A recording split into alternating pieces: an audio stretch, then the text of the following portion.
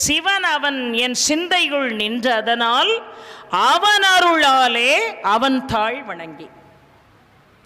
சிவனை வழிபாடு செய்யணும்னா கூட எல்லாம் சிவம் என்பதை நாம் உணர வேண்டும் என்றால் கூட அதுக்கு என்ன வேணும்? அவன் அருளாலே அவன் தாழ் வணங்கணும், அவனுடைய அனுகிரகம் இருக்கணும். அவனை கையெடுத்து வணங்குறதுக்கு கூட, அவனை தரிசனம் பண்றதுக்கு கூட, அவனை பத்தி பேசுறதுக்கு கூட, அவனை பற்றி கேட்பதற்கு கூட கொடுப்பன இருந்தால் மட்டும்தான், அவன் அருள் இருந்தால் மட்டும்தான் அதை கேட்க முடியும். அப்ப அவன் அருள் எப்படி கிட்டும்?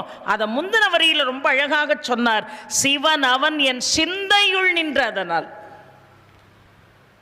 எல்லாருக்கும் அவனை வழிபாடு செய்யக்கூடிய தகுதி வந்துடாது.